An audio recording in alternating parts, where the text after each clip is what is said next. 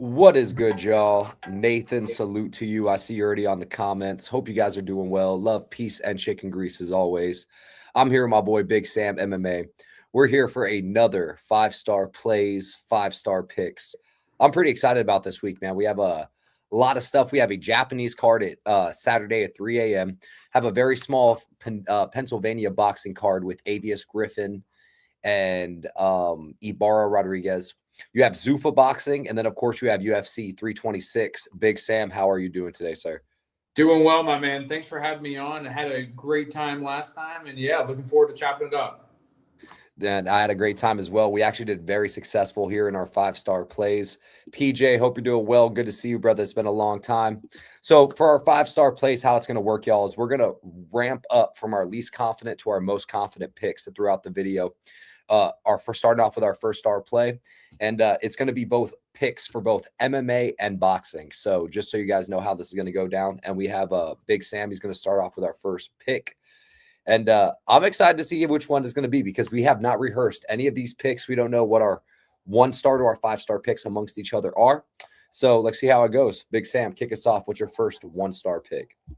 So one-star pick to get it started out. You know, last time on the video, I had picked Alex Perez to beat Asu Almabayev as my five-star pick, and man, that was one that looked great. But you know, he's a guy who is historically unreliable, and I mean, this one's kind of similar. But I think you know there's value on the line, and that's gonna be Cody Durden money line to beat, and I'm going to have a lot of trouble saying the guy's name, Niemjargel Tumendemberol, something along those lines. But I think you actually nailed the last name. I don't know about the first name, but the last name, you killed it.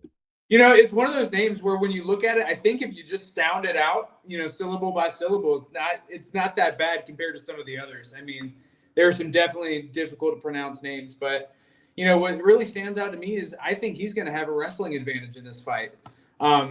You know, Tumendemberol came off a tough fight against Carlos Hernandez. That's his only career loss to date. A lot of grappling exchanges back and forth in that fight. But I think really the difference is going to be that Durden's a more battle-tested guy. You know, he has a decision win over Charles Johnson. And, you know, he's gone against some really tough up-and-coming prospects. Jose Ochoa. Who else did he fight against? I'm blanking on the other opponent without. Are we talking about Cody Durden specifically? Cody Durden, yeah. I mean, even his losses, his strength of schedule is absolutely insane when it comes to guys. Even his losses against guys like Joshua Van. You look at losses against. I mean, Bruno Silva still like an aging as a good loss. So, I mean, see, that one he looked great in that fight too. You know, he was really putting it on and just kind of got caught. And Tumendemberol, I don't know if he has those same capabilities. You know, you see some of his fights on Road to UFC where he's giving up takedowns. Granted, he scrambles well. You know, he pushes a hard pace if he wins a scramble and makes it back to the feet. But Durden, I think, is the more battle-tested guy. I think he's going to have the ability to put this fight where he wants it. And I'm seeing about plus 135 on Durden on most sports bookers, or in that range. I really think it comes down to, I think Cody Durden's going to look good until he doesn't. The thing is he going to have where we saw with the Charles Johnson, where he had a decent amount of top control and continue to let Charles Johnson get up and continue to re-wrestle him a bit? Or are we going to have that moment where Cody Durden gets the initial takedown, the initial shot, he doesn't hold any top control, and then does gas out while trying to re-wrestle as the fight goes on? I think that's really going to be the story of the fight, is it feels like always the story of the fight for Cody Durden. But I think for your one-star play, I think it's actually a good plus value too as well. You can never go wrong with that. I'm typing it up right now. Cody Durden plus 135. And we have that here for Big Sam MMA's one-star play. Yeah, the name I was thinking of is Alan Nascimento was the last fight that Cody Durden had. He lost by submission there, but even a guy like that who's I don't believe's in the top 15, that's a tough fight at flyweight. Somebody who beats, you know, a lot of your favorite fighters. So Nascimento, a literal tower in terms of his actual stature, knows how to backpack the body. Great backpack system specifically. So elite BJJ, and yeah, I think this is a step down for Cody Durden. Yeah, I think he gets the job done.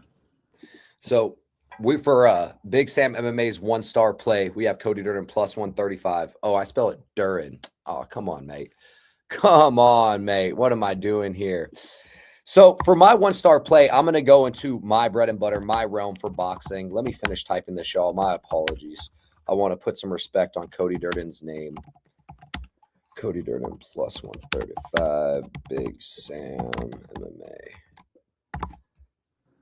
All right, so for my 1-star play, we're going to head on over to ZUFFA Boxing here for you because this play kind of checks all the boxes for me when it comes to a draw play. We have Ricardo Salas, 22, 2-2, Magic Man. Everybody loves this guy. All action, 1-gear fighter. Wants to get on the inside, wants to make it a pocket exchange and a pocket brawl. Really, again, he's 1 gear. That's the best way that you really can describe him here. Sweeping lead hands here. He's very hittable both ways to the body here too as well. Pro Gray, a boxing betting, tapping in. Shout out to Big and Breaking Bad. What up, Jay Brio? Hope you're doing well, my boy. my man from the swamp. His name absolutely kills me. So you have Ricardo Salas here. 1 forward, kind of comes through with his buzzsaw. His chin's exposed. He's not going to gas out. He's going to have enough cardio for 10 rounds, I really believe, even though he's going to have moments of slowing down. He has no feet, no angles, doesn't know how to cut off the ring to save his life, but he knows how to get inside the pocket and work from there. Then you have someone completely on the other side in Jesus Sriracha. Jesus Sriracha is very inconsistent with his work, but when he's consistent and knows how to fight in spurts, he can put together the combinations, but he's not necessarily a high volume fighter. He knows how to, what I would consider, rope the horse. He knows how to slow down the fight, and he knows how to ride the fight out round over round, making every single fight, it seems like, close of his that I was able to tape. So for me, this fight checks all the boxes of what you have for a draw. And what are some of those boxes? We have split draws and majority decision draws and split decisions amongst both the record. Both of these fighters have 2 draws. Both of these fighters have multiple split decisions, multiple majority decisions. And what does that tell you about both? Regardless of their fighting style, they fight extremely close. And I think this is a perfect style mesh to where you're going to have someone like Ricardo Salas who's going to be coming out there, putting out a lot of volume.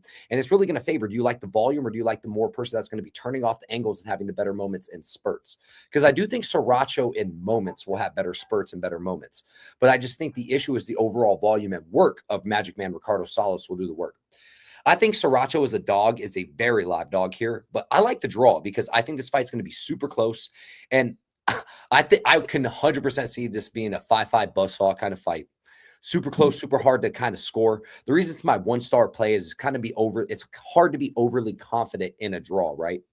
So in this case here, give me the draw. Let me see it on Bet365 if they've dropped the lines for it yet, because I haven't seen a draw before I jumped on here. I assume by the fact that both these guys have been to a draw twice that the lines are going to be around plus 1,200, plus 1,400 at best.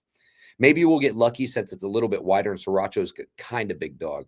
Which card is it? Which card is this? Plus 1,400. I'm going to lock that in right now. I'm locking a half unit on it right now. This is the ZUFFA card. This is the co-main event, actually. This is a 10-round co-main event. We had a bet on Louis Lopez not long ago. Ricardo Salas went to a draw with Ruben Aguilar, the dude that beat the hell out of Louis Lopez last week on Pro Box. I don't know if you remember that. Ricardo Salas has a cracker. Pro Box card. I'd have to look at him though.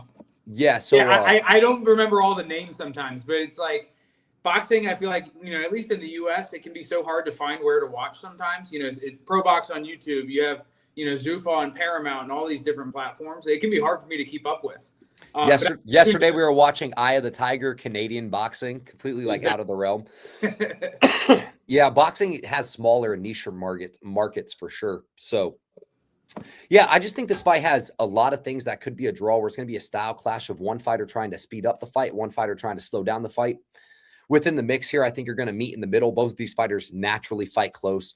I think it's going to be a style of what the judges favor more. Is it going to be the more clean, crisper moments that is going to be Sriracha, or is it going to be the buzzsaw all-action style of someone like Ricardo Salas? Of course, a knockdown mathematically defeats a draw in a 10-round fight. Shout out to my boy Leargold, my Canadian homie. But maybe they each get a knockdown in this case here, which is very possible with Ricardo Salas that we happened in the Ruben Aguilar fight. So I like the angle of the draw all the way across here. I can definitely see a Sriracha money line pick too as well. I like Sriracha. I don't think the value is on Salas at 2-to-1 odds. So yeah, give me a draw on Salas and Sriracha, and then we can move on to your 2-star play. But it is the co-main event for ZUFFA, bro, and I can't recommend enough for anybody. This is a fight you absolutely have to tune in.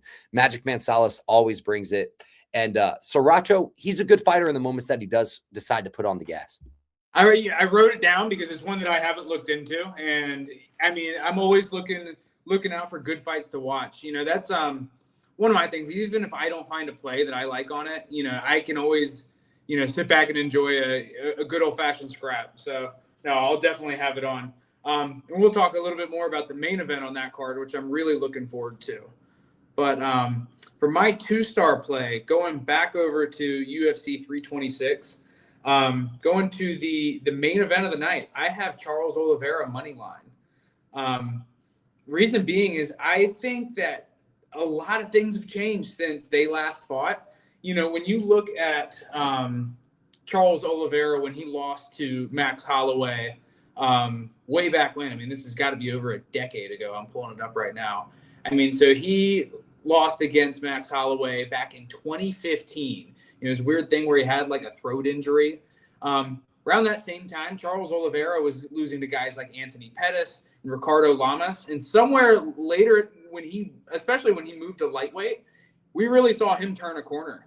I think last fight against Mateusz Gamrot, we really got to see, you know, the true level that Charles Oliveira is on. If he's getting taken down, I mean, this guy has to have the best guard in MMA, right?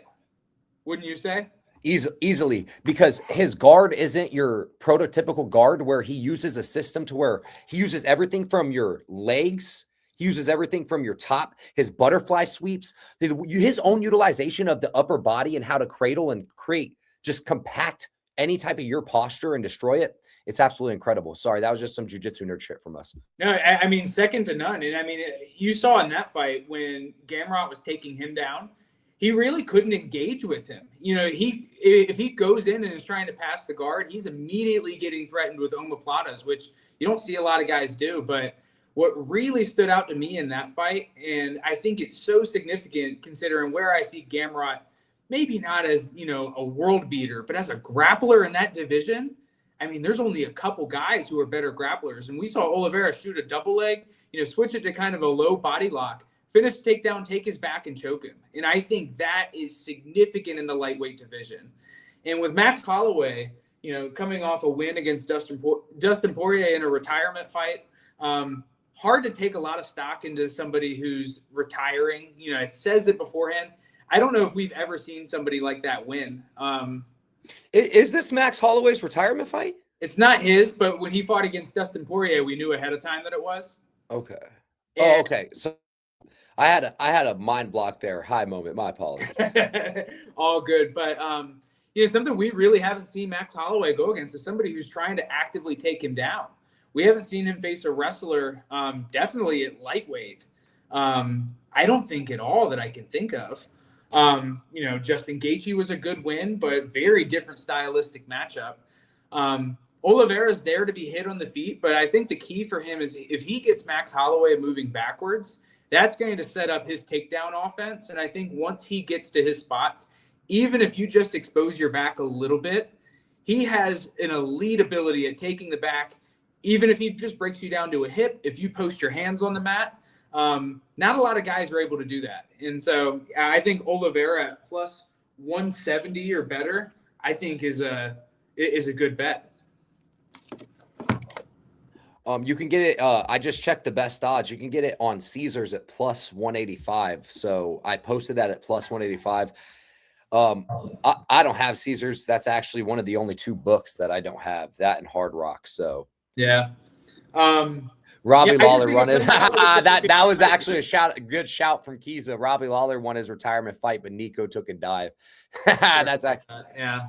That doesn't count. There was somebody, you know, that I was thinking of, but yeah, Robbie Lawler did win that fight. That was a weird one though. It ended in like, I want to say a minute or less.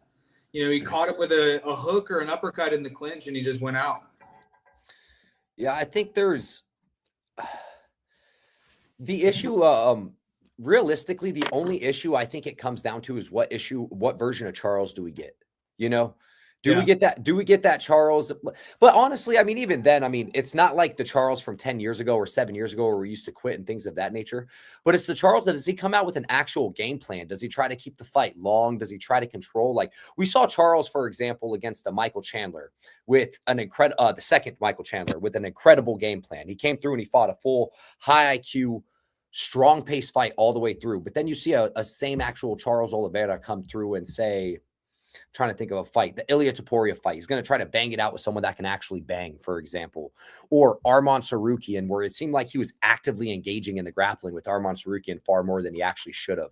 So that's really what it comes down to. And if he comes down to getting his grappling off, where I think he just seems so much stronger, his wrestling seems so much sharper too as well. That's the biggest difference, I think. That his wrestling seems so much sharper. Like the way he was wrestling Michael Chandler in their second fight, dude, is. I mean, when he locked his hands on that double leg against the fence, I mean, if I told you Max Holloway was going against he loves that body lock. By the way, he loves that body lock sequence near the fence. You saw it against Dustin Poirier. I don't know if he literally does, to where he kind of shoots for the legs, but he's not really looking for it. Gets the body lock sequence, takes the back against the fence with the far side hook using as a frame, and clearly got the choke from there, man. It's just like a sequence that he absolutely loves. Near that warning track, as Luke Thomas calls it, man, he knows how to get to the back too as well. So 100%. And I think the wrestling is the biggest change that he's made in his game over the years. If I told you that Max Holloway was going against the second best grappler in the lightweight division, but didn't tell you who it was, and I told you that grappler was plus 170, what would you think about that? I mean, this is a guy moving up from 145 pounds later in his career. And when you look at guys he's fought with, an A-game grappling game plan, Topuria, they didn't grapple at all. But last time he fought a grappler was, an old Frankie Edgar in 2019. Ortega, who doesn't have really any takedown ability. Ortega's like an opportunist jiu-jitsu player. I mean, a bunch of third round crazy, almost Hail Mary kind of submissions. And not that he's opportunist because he gets into so many of them, but he knows how to seek opportunists specifically. He's definitely a submission over position kind of fighter. 100%. I remember when he fought Clay Guida back in the day. And, for most of that fight, he made Clay Guida look like Sugar Ray Leonard. He couldn't get any of his takedowns to get the jiu-jitsu going. He was just getting outstruck. I'm pretty sure he landed like a knee or a flying knee in the fight to win it. Right? Do you remember, was it the Moicano fight that he pulled out of his ass too in the last second of the third round, if I'm not mistaken? Pretty sure. I think Moicano, he pulled that out in the third round. I'm almost positive that Moicano was up 2-0 on him and he pulled that out. So guillotine, I'm pretty sure, if I'm not mistaken. But yeah, Moicano, if I remember that fight, he was boxing him up too. But yeah, I think Oliveira is just a different look for somebody like Holloway, a style that he hasn't seen in a while. And he's a big guy at lightweight. Even when you see them in the face. He's on that Brazilian acai, brother. Big guy. And I mean, Holloway, he got knocked out by Topuria. The durability's held up, but he takes a lot of shots. I mean, his fights are wars. So I don't know. I think that there's value on the plus 185 number on Caesar. So yeah, I think Oliveira's the side. Kiza, stay around for my 2-star bet really quickly. I just want to get to these.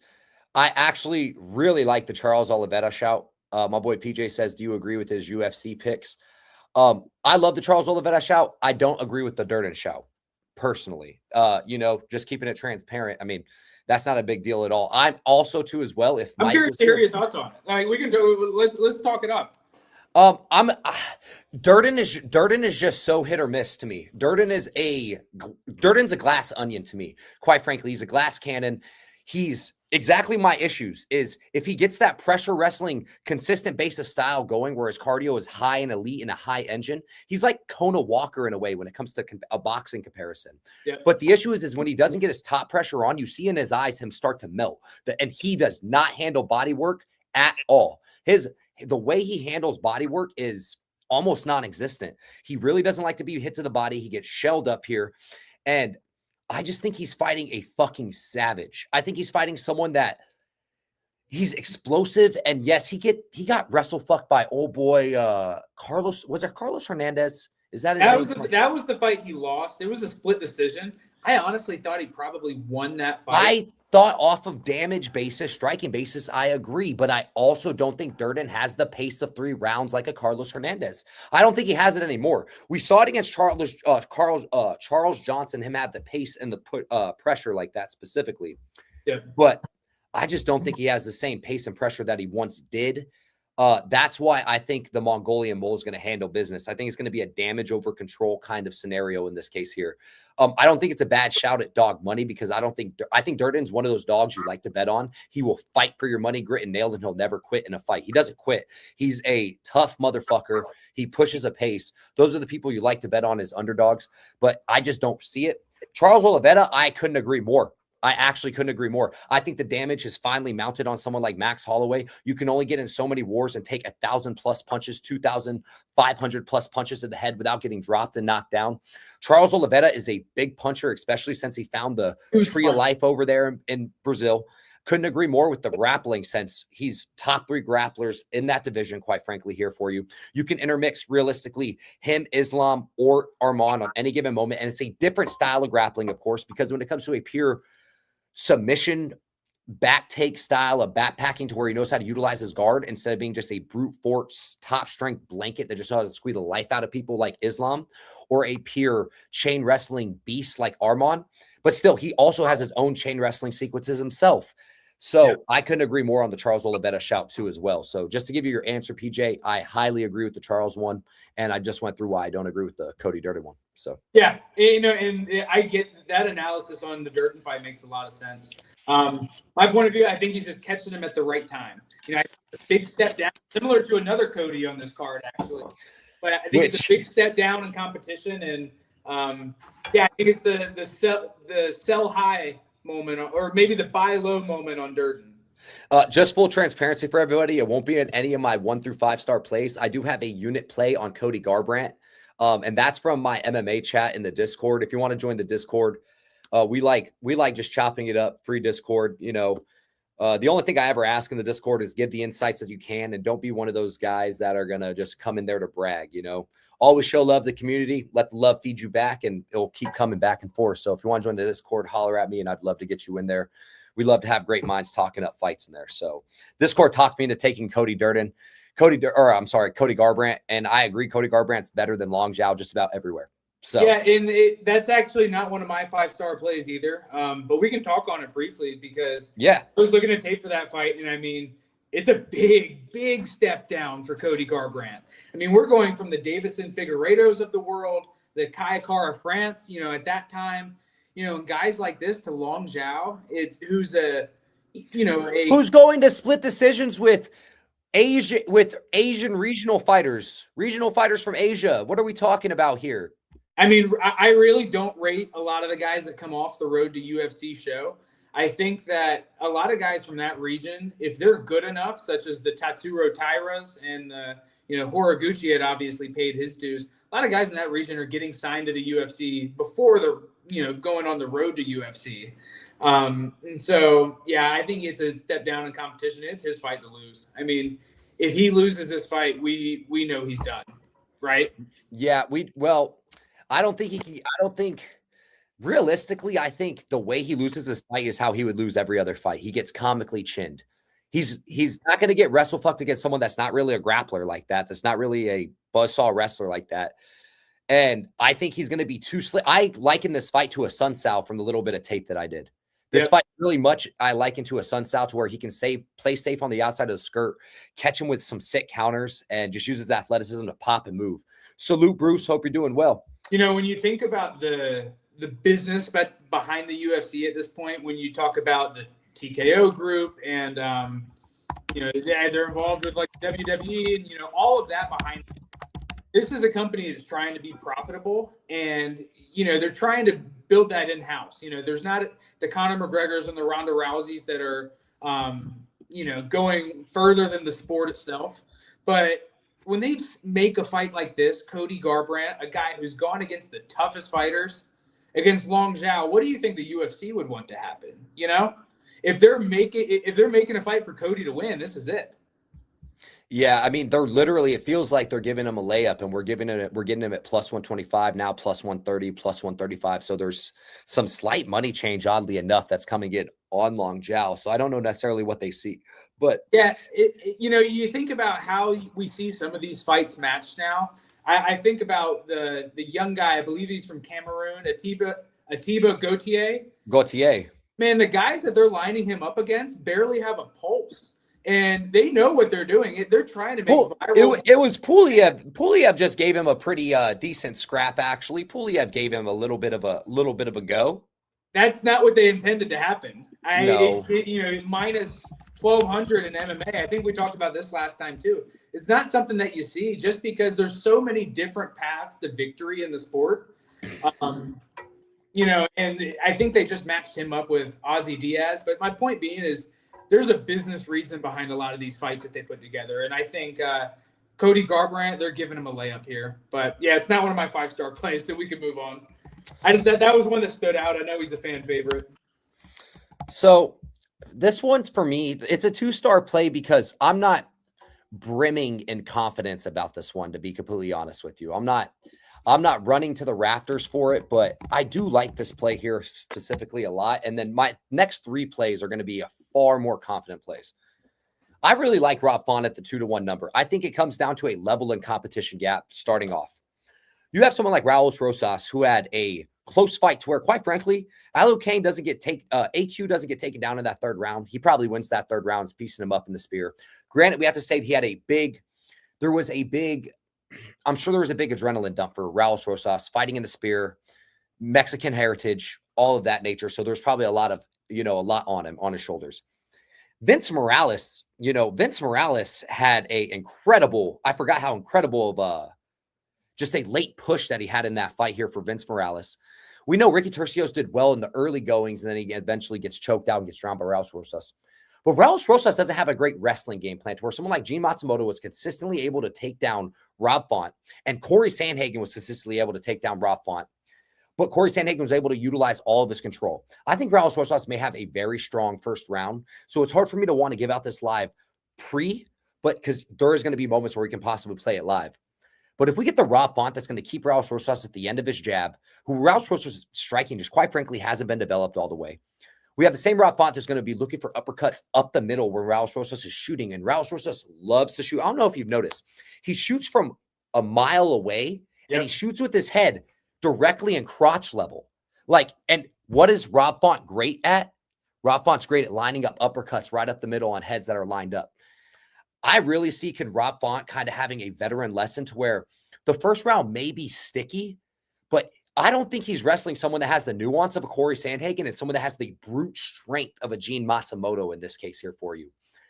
I don't think he's going to necessarily get hurt like he did against Davison Figueiredo, who these guys are all top-level contenders. And Raul Rosas is good, but he's going to run into a buzzsaw that's going to be able to strike with him. And if it's not Rob Font, it's going to be the next fight. I'm almost positive of it. He's going to run into a buzzsaw within his next 2 fights. I'm willing to take the buzzsaw right now at Rob Font at 2-1 because I don't want to miss the Raul Rosas fade. Yes, Raul Rosas, his cardio is getting a little bit better bit by bit. From what I understand, he's training out here in Arizona, but I don't know necessarily. I don't know, man. I just think Rob Font here is going to get it done, man. I think it's going to be a tricky first round here for you, but I think the minute that he can start on his feet and the minute round 2, he starts to notice where those shots are going to be coming from. He's going to be landing those jabs, landing those uppercuts. He rips a few shots to the body too as well. If we get that inside pocket boxing going, man, it's going to be a long night. I am sure that Rob Font will win round 3. I am sure that Raul Rosas, or highly confident Raul Rosas, wins round 1. It comes to that middle ground, round 2. And how are we feeling in round 2 here? And I wouldn't mind Raul Rosas putting a lot of gas into the grappling and Rob Font getting up ready to get that jab going. So for my 2-star play, give me Rob Font. You have it on Bet Rivers at plus 205. I put DK Bet Rivers, but it's just Bet Rivers. So that number's climbing too. I want to say I saw plus 2. I didn't play it. And this is one I'll talk about as well because I'm not on the opposite side, but I don't know if I can play Rob Font in this spot, and I'll explain why. But, yeah, I think that number's climbing, and there's certainly a number where, I mean, you have to pull the trigger on Rob Font. because he is the more proven guy. And I think 2-1 on that veteran number is that number you have to pull the trigger on. I mean, plus 205 on the veteran it's a good number in my opinion, man. Yeah, I agree. And it's one I expected to be on the Rob Font side, because we had heard rumors about this fight. I want to say going well back into last year. This is one I want to say looked at making for a while now. But what I can't get over is I think, like you said, Raul Rosas, he does shoot from a mile away when he's trying to get his takedowns. But we're talking about a very, very young fighter here. And I want to say it's been over a year since he last fought. And, I can't help but wonder, there's so many guys, Melquizael Costa is another guy where I didn't even realize that this kid's 21 years old. Rosas? Yeah, dude, he fought Contender Series at 17. That's like insane. Absurd. That actually that's just blew me away completely, to be honest with you. A lapse in my research. I absolutely should have known his age, but damn. Yeah, no, he fought Contender Series at 17 years old. And, I bring up Melquizael Costa from, last week or the week before, because he's a guy I was always low on. But somewhere along the way, these young fighters, they get a few UFC fights under the belt. Then we see them turn a corner. And, Raul Rosas, maybe it's the future fade spot. He showed a very one-dimensional game so far in the UFC. But this is a young guy. At some point he's going to gain his grown man strength. That happens, typically probably into your, mid to late 20s. 21 is still so young for the UFC, but we've seen him take on some tough fights. I think this is pretty similar to the Arichi Lang fight in a lot of ways. And, I think he wins the first 7.5 minutes at a pretty high clip. And, I could see it being one of those fights where Font's taken over in round 3. Maybe it's looking like he's going to get a finish and it runs out of time. And we get a 29-28 Raul Rosas decision. But that's how I see it going. And, I think it's entirely possible that Rosas shows new wrinkles to his game that we haven't seen. What would you think, if he came out and started striking and looked great? It's at 21 years old, I think it's entirely. I would think Rob Font is fucked. Yeah.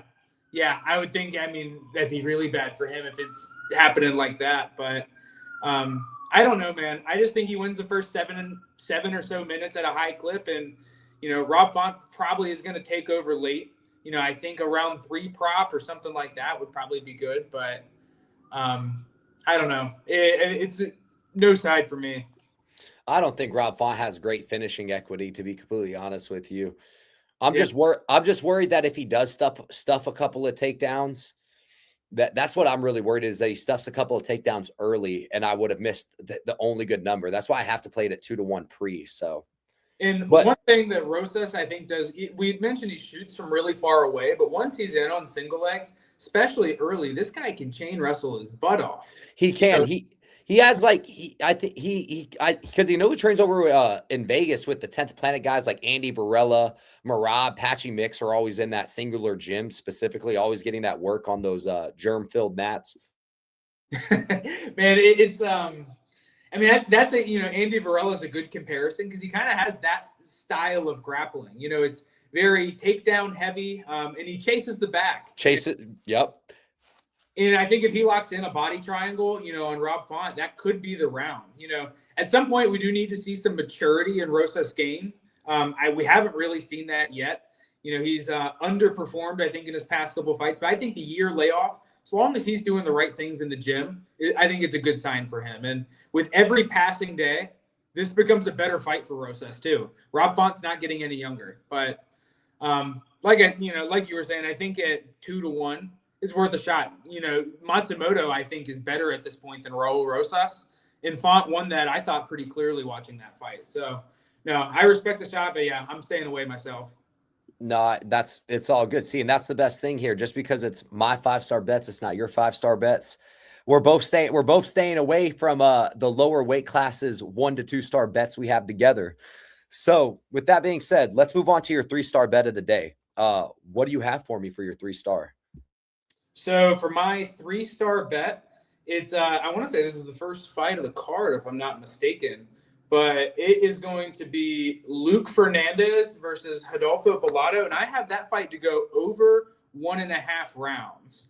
I think that, a lot of people are, probably raising eyebrows at that, considering Fernandez. I mean, and I'm going to turn to my notes in my notebook here, but, Fernandez, he's coming off a big knockout win on the Contender Series.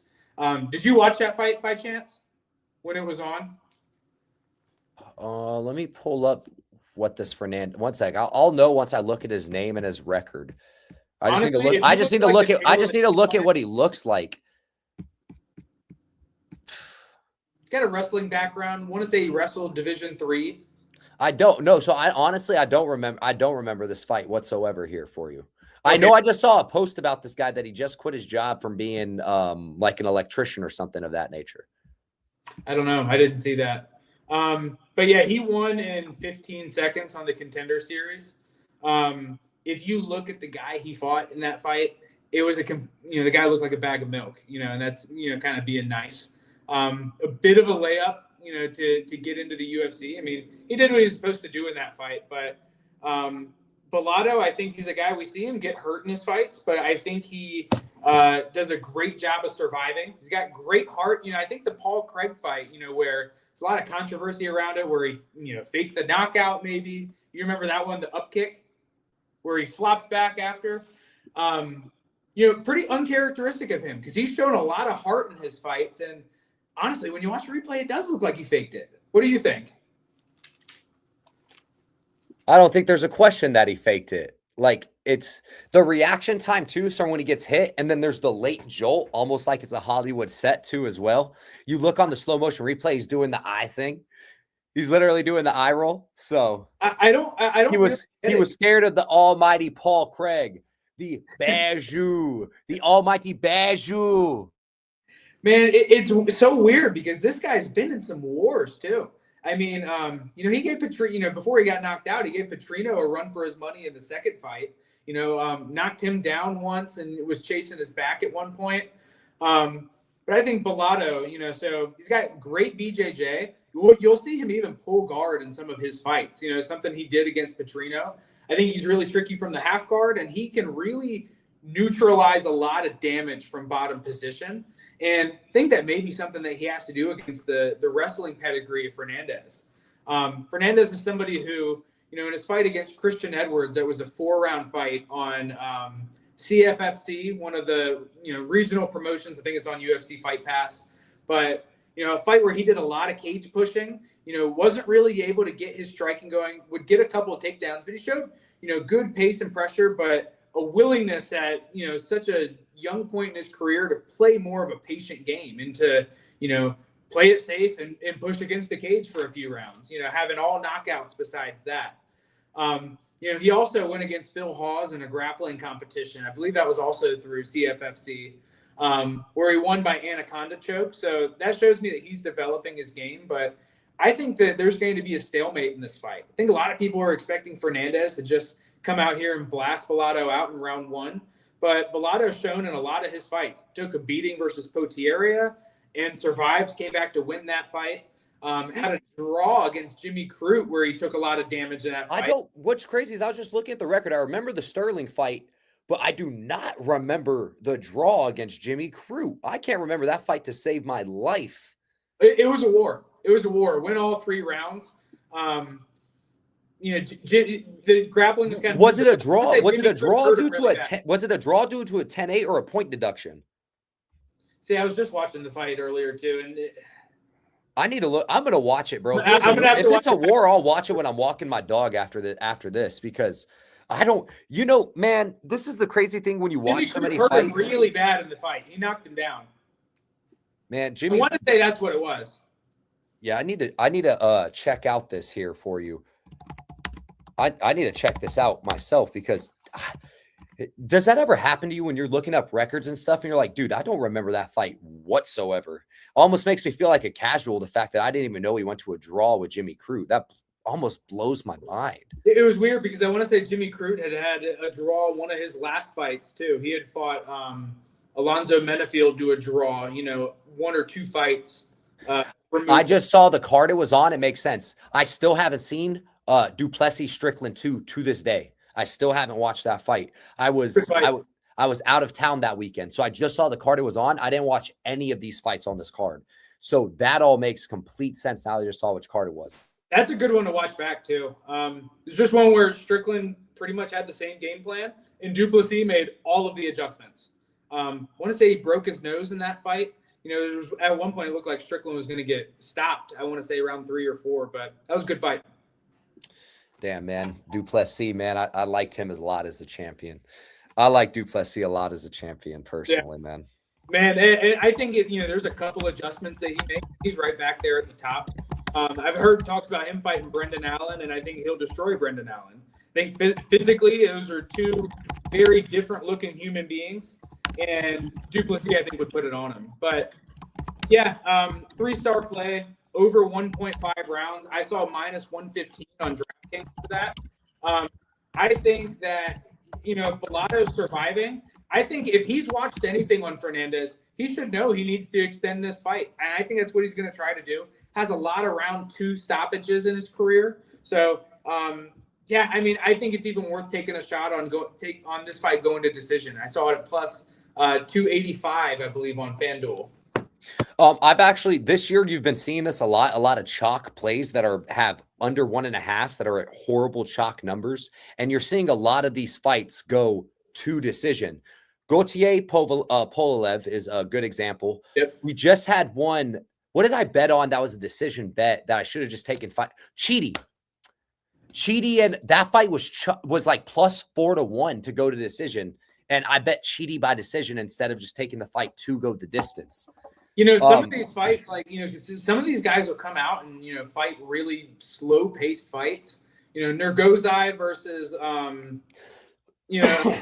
Rafael Tobias is one of the other cards that's on there, or one of the other fights that's early on the card, and those guys fight at a slow pace, and I'm pretty sure that under 1.5 is pick 'em, the over under on that, and that's a fight I could see going all 3 rounds. Especially bigger guys, they can get tired, and you'll see a lot of this cage pushing. And yeah, Bellato Fernandez, I think we're going to see a lot of that. I think that Fernandez isn't going to be able to do a lot with Bellato on the ground, and I think the grappling is going to cancel out, honestly. If it goes under, it's probably Bellato getting knocked out. So I just want you to know your thorough assessment of this sold me. Honestly, it's an impressive breakdown, quite frankly, here. And that's why I think it's a great 3-star play, because I'm going to tail it. I have to put at least a half unit on this. Honestly, I think I'm going to play it to go to the distance just in general. I think it could come down to 2 as well as how does Fernando's cardio hold up in general. I'm not overly familiar with the guy, so I'm really kind of going off your basis, but I'm going to go back and watch the Bellato draw, and then I'm going to go back and watch Fernandez's last few fights. Yeah, I mean, Bellato, it's just he's shown a good ability to survive. Unless you're putting him all the way out, he's still going to be there. Fernandez, yeah, I mean, I think he's pretty good. He's just green, and I don't know if he's going to be able to advance position to get like a ground and pound stoppage on Bellato. I think we're going to see a lot of stalemates in this fight. Hey, well, for overs, you got to love a good stalemate. Kiza Strickland getting that belt back next. I mean, Kiza, you were the guy on Strickland when everybody else was on Fluffy, so respect to you. But we broke the Kiza curse. Kiza, you got to remind me, what did we break the Kiza curse with last week? Navarrete Sugar. Vaquero, baby, we broke the Kiza curse because he was on Sugar and I was on Navarrete. We finally broke the Kiza curse. Strickland looked like he had a new doctor in that last fight, too. I knew when I was watching him walk out, I'm thinking, oh, my God. This guy's making one last run. He's ready to go. All righty, y'all. So my 3-star play of the day, Japanese boxing. It is at 3 a.m. my time, which is about 8-9 hours from now.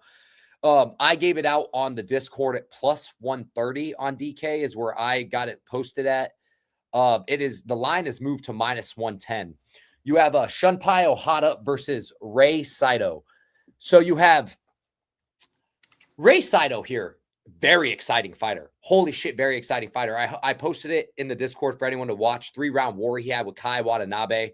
Trading in the pocket, trading hooks. He got dropped bad twice in that fight. Absolutely bad. I went back and watched his Jun Lee fight too as well, which was he took a lot of damage in that fight, and he ended up getting an 8-round stoppage himself. But his next fight against Ryu, who I couldn't find the tape on this fight, he got stopped. So I wanted to see how that stoppage went. You have the element added of the factor that it's in Japan. These guys are going to be fighting this fight inside of the pocket. And the one thing about Ryo Saito is he is defensively void. He eats shots for a living. His head is a speed bag, quite frankly. He eats right hands from hell. And you have someone like Shunpei Ohata, who was down 3 rounds, in my opinion, against Gio in his last fight. And he ends up smoking him with a left hand to the body and a right hand up top when they're trading right hooks. I noticed that Ohata has a great tendency to keep a good guard hand when he's trading hooks in moments. He does have moments where he has lapses, but nowhere near as many lapses as Ryo Saito. I think from the outside, he also has a better jab than someone like Ryo Saito. I think he's going to work the body just a little bit more. And just coming off looking at a trend, Ryo Saito went to an absolute war and then got stopped, where he ate a lot of punishment and ate a lot of damage against Ryu. He ate a lot of punishment and a lot of damage in his 3rd round knockout versus Kei Watanabe, where he got dropped twice. Buzzsaw through for the first minute of the 2nd round, and then came back strong in the later rounds too as well. Both fighters coming off comeback 3rd round knockouts. Ohata's tape's a little bit harder to find, really, because I could only find the LGO fight, but that one fight was enough to impress me in this case here for you. I went and found some highlights and stuff on his Instagram, which kind of sharpened up all the stuff that I was looking for too. And then you have the added element of Japan, to where they're going to be looking to pull the trigger earlier and stopping the fights quicker. Ryo Saito has a tendency to get dropped, has a tendency to get punched. And in this case, I'm going to take the guy that I trust has the sturdier chin and may not have the bigger power, but the sturdier chin, and that's going to willing to hang in there and hang in the pocket. Oh, that's what it was. I actually saw the draw against Kei Watanabe. For that, I knew I watched another fight here for you. Against Kei Watanabe, when Ryo Saito was getting starched by these right hands, you had Ohata eating these right hands very cleanly. He has a sturdy base, sturdy chin, knows how to hang in there. And again, he's just a little bit more defensively sound in the mechanism. I gave it out at plus 130. It's now even money, which is still very playable, y'all. You guys do not have to chase parlays. You can play even money and build your bankroll, everybody. Remember that. Straights pay the rates. Say it with me, y'all. Straights pay the rates. Straights pay the rates. Come on now. Come on now. With that being said, this is very playable. And I also sprinkled a 0.66 unit. I put 66. I put literally 66 on Ohata by knockout, because I think he's going to catch Ryo Saito in an exchange at some point here within the 10 rounds. I love this play here for you. I couldn't believe he was a dog, and I was just watching the line move week over week, and we love getting peak price over around here. You know that. You know, peak price and value hunting is my favorite thing about this game, more than the tape, more than even watching the fight sometimes. I love getting a peak value play and watching the number drop. So even though EV doesn't win you a fight, I like Ohata in this case here for you. I think it's a close fight with Ryo, 50-50 fight. And I'm going to take the guy that I think realistically it's more of a 60-40 fight, in my opinion, when it comes to Ohata. Better chin, better defensive mechanisms. I think he lands in a trade. So I'm going to have to tune in for it. That's going to be probably pretty early Eastern time, though. Johnny got what round for KO? What? Neither of us are Johnny, bro. We're Breaking Bad, your boy Nick, and Big Sam. Shout out my boy Johnny, though. You know I love Johnny. But Johnny got what round KO? I don't understand that question here for you. But yeah, I like Ohata a lot in this case here for you. I don't know if you got a chance to tape it or if you even watched the Watanabe fight. If you have a chance, bro, go watch Ryo Saito versus Watanabe. It is a pleasure of 8.5 rounds to watch, or 8.5 minutes. I'm sorry. Dude, I have so much trouble keeping up with you guys sometimes because I am a bit of a boxing casual. So I'm going to write that down to watch. Check it out, bro. You could actually look in the Discord and Concussion discussions. It's in the media links. So you can find it. You can find it. It's linked in there. You just have to scroll maybe just a little bit. I just posted it maybe like 4 or 5 days ago. Great scrap. Well worth it. What round for the KO? I can't really give a round because Saito's going to come to trade instantly, and he, in my opinion, he can get stopped early or he can get stopped late. I just think Ohata's going to find the button at some point. So what do you have for your 4-star play, Mr. Big Sam? My 4-star play, I believe this fight is on the undercard, if I'm not mistaken. But it's Sumu Darchi versus Jesus Aguilar, and I have this fight to go the distance at -150. when you look at Sumu Darji, he's a guy who he has a lot of submission losses in his career. He's 18-7 as a pro with 6 submission losses. When you look at a lot of those fights, Tim Elliott, who's a staple of the flyweight division, been there a long time, took him down, passed his guard quick and arm triangled him. Matt Schnell, that's one of the all-time best fights that I've probably ever watched. Him and Matt Schnell. That shit was a absolute war. Trading crazy defense at the door, defensive optional. Let's trade flash knockdowns and roll like some rabbits on the floor. Like, it was absolutely insane, bro. Yeah, 100%. So he's shown some susceptibility to the submission in the past. I think he showed a lot of maturity in his game in the Charles Johnson fight. Thought he defended a lot of the grappling very well. Johnson was trying to take him down. So showed improvement, from the Elliott fight to then. Then it's coming off a win versus Kevin Borjas and then Mitch Raposo, where against Mitch Raposo, I want to say he went 8 for 16 on takedowns. So Sumu Darji shows that that's a hole that, he's really worked to patch up in his game. And Aguilar, on the other hand, it's, not a lot of pop in the shots. He has 1 career win by knockout, but his calling card is he has one of the best guillotine chokes in the entire UFC. If he wins, more often than not, he's going to be catching that. Against Stuart Nickel, he was a big underdog, and he caught that in that fight. Stuart Nickel made a careless shot, and he got put to sleep. Other fights, he's coming off a decision win over Luis Garule, but I think that, in this fight, I think the maturity that Sumu Darji's shown in his game to be able to defend the takedowns, I don't think that he's going to give Jesus Aguilar his win condition, which is going to be that guillotine choke.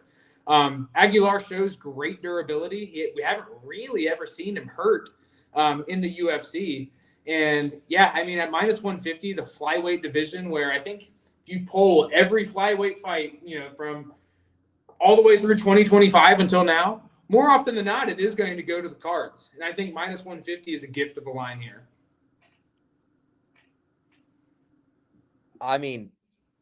Wait, that's what the line is. It's minus 150 to go the distance. Yep. Boom. Minus 150. Yeah, Aguilar, I forgot to post. I forgot to actually post the line. That's my fault. That's my fault here. I want to see here because. By the way, who do you think? Do you have a lean on who you think wins this fight?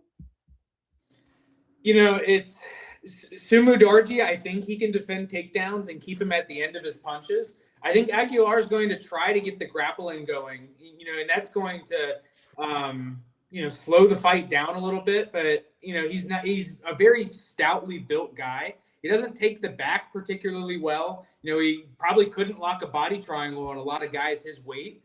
And his game really thrives in somebody shooting on him. I think he's very durable. He can, maybe cage push a little bit in this fight. And it's, I could see it being a 29-28 type of victory either way, but don't really. Yeah, well, he has strong third rounds. His third round against, was it Estevame, who he lost? That's the guy who slows down, though. But, yeah, he did have a strong third round in that fight. Yeah, so that was a different fight, of course, here. But that was just one thing that I thought I remember specifically about Aguilar that really impressed me was how he finishes fights. He goes through the gears fast. So, yeah, he particularly thrives when he has opponents who want to grapple him. Because in that fight, Estevam, who, he put a wrestling clinic on Charles Johnson, amongst other fighters. I think he's still undefeated, actually. A lot of guys like that, Stuart Nickel, primarily a grappler. A lot of fighters like that, I think Aguilar can look good against. But I think Sumu Darji is going to be trying to stay as far away as he can from Aguilar, trying to not let him get that grappling going. And I could see it being a staring contest for bits. Aguilar will have to push the pace, but I think his durability and then Sumu Darji avoiding the grappling at all costs, I think this is going to go to the cards. I think we got your 4-star play, baby. It feels like something that should be minus 300 if you ask me. Crazy. I just don't think Aguilar is going to have any opportunity to set up a guillotine. And I don't think Sumu Darji is going to be the first to knock him out. Love it, bro. Well, let's ride. We got your 4-star play. Now I'm typing my 4-star play. My bad, y'all. So the lines actually came in on this here too as well. I know I've already posted this. I posted this in the Discord a bit ago. Pablo Rubio, ZUFFA Boxing, 4-star play, plus 145. I love this play. I love this play. Yes, Pablo Rubio, I think what's baked into the line is his layoff. He's only had one fight in the last 4 years. I believe the reason I believe that, from what I can gather, is my assumption is the fact that he's opened up his own boxing gym and he's probably focusing on that. He seems really ready to go. I listened to matchmakers from Golden Boy talk about him 9 years ago, and he was a highly touted local prospect, very highly touted, sparring some of the best competition in the land.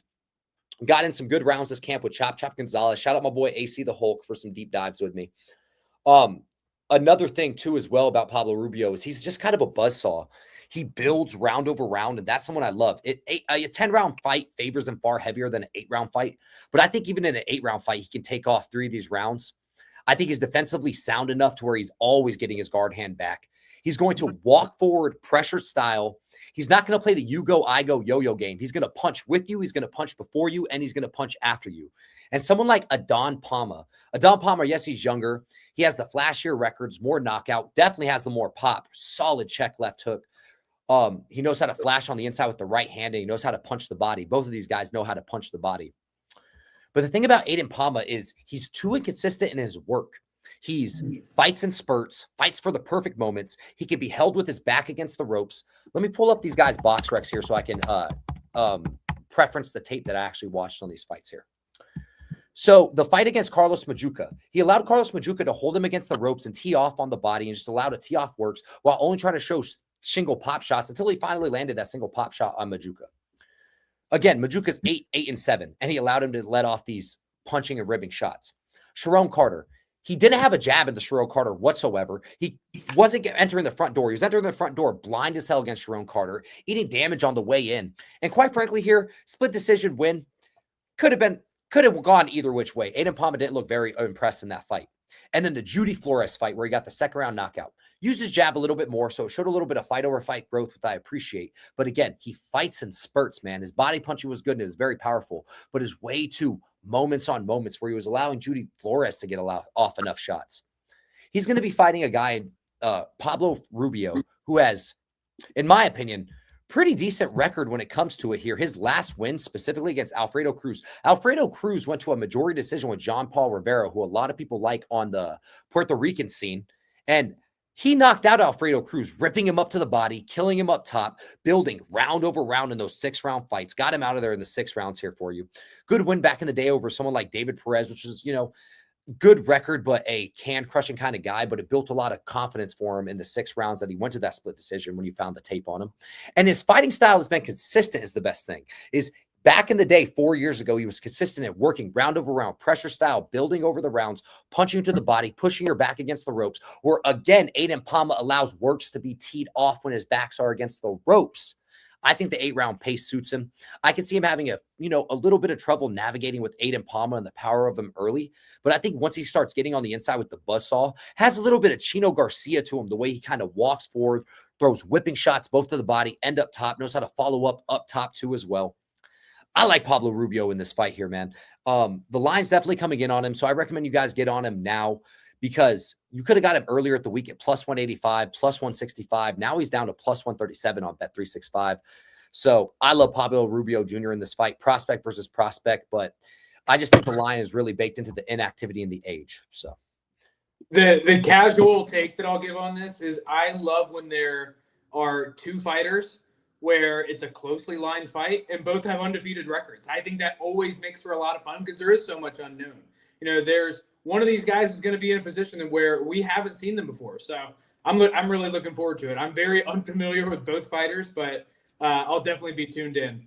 Just to shout out my boy AC and to scratch the back of the Breaking Bad boxing Discord. You know what? The last time we had an undefeated versus undefeated prospect matchup where we ate off that one? Jay Brio, De Benito, baby. Shout out our boy fucking Jay Brio, baby. Come on. That was crazy because everybody in the Discord ate on that one. And I'm hoping I just kind of listened to you guys. Bro, It was absolutely insane. That was one of the best deep dives. Shout out to my boy AC, bro, because the best thing about having a great community around you here is you don't see no draw in that fight. Which fight are you talking about specifically, PJ? Because the draw we were talking about was Salas versus Sriracha, and the fight we're talking about now is I like Pablo Rubio Jr. is the money line play. Yeah, man. It was just one of those things. That's the best thing about building a sick little community here for you. Like I'm taking Cody Garbrandt purely based off the community in this case here. So yeah, man, I love it. And even for somebody like me who is, I am more of a casual in boxing. I'm a newer fan. I've been an MMA fan for if you can watch combat, you can watch combat. That's really what it comes down to. Do you have the eyes to watch combat? You can watch either sport, in my personal opinion. Yeah. Baby. I agree. And, I've been an MMA fan for a long time, but that's why I always, I'm always in the Discord saying, hey, guys, what are the fights to watch this weekend? Because, as a combat fan, I might not always know where the spots are to look, but, the Jay Brio shout out was great. That wasn't one I had on my radar. And, I looked into it a little bit, myself after AC shouted it out. And yeah, I mean, that was an awesome hit for the whole group. Yeah, man, we do good. We do really good on these ZUFFA cards. I mean, I feel like it started off with J-Rod. Our original ZUFFA banger was J-Rod. We got Julian Rodriguez. We got Hot Rod, which was a bad read, but a great result. Yep. We got lucky with the Hot Rod knockout. Shout out AC with the Jay Brio because he pulled us all together for the Jay Brio, quite frankly, here for you. We all got Fawaz, of course. We got Danielle Perkins together. We were shouting out the live bet for Rayo versus what's his name? Oh, we got Boachuk live. We got Rayo live. Rayo live, that made no sense because I thought he was winning pretty much the entire fight. He was minus 140 all the way up to round 5? He was essentially minus 140 all the way up to round 5. It might have been even later than that. Like it was late into the fight. The odds were close, and then they start reading the cards, and the first judge, they read out his card, and you knew he had won. We kind of got hoed on a draw yesterday. We could have got a draw yesterday. Shout out our boy, the Regis Prograis of boxing, for the original shout on the draw with the Moreno versus McCallman. I thought it was a draw. I thought it could have been a draw. Realistically, 6-4 on Canada's cards, but 8-2 is crazy line. I was watching that fight, and it felt like it was really close. 8-2 is a crazy scorecard. I don't even know how to get to that, but. And I shouted too as well, the Frank Martin Nair Albright draw too as well. Has all the cookings just like the Sriracha Salas draw. All the cookings. Close fights, split draws, split decisions. I'm telling you guys, Sriracha Salas, watch out for a draw on this one. PJ, to answer your question on Pablo and Pablo Rubio draw, it's an 8-round fight. You can always see an 8-round fight in a draw. I think someone's getting dropped in this fight, and that's why I'm worried about the 8 rounds. I think it's going to be Pablo Rubio dropping Aiden Palma to the body while buzzsawing through him around 6, 7, or 8. But I can also see Palma landing one of those sick check hooks and dropping him early too as well. So I don't love a draw in this case here for you. And there's no true A side, B side in this one because the lines are so close. It sucks the first 3 ZUFFA cards we got amazing lines. This card, they got a little bit more hip. So what's your 5-star play, Big Sam? 5-star play is back to UFC. It's I didn't find anything I could put in a 5-star play. I wanted to try to pick something for the main event, Opataya versus Glanton, but yeah, back to MMA, and it's Drew Dober versus Michael Johnson.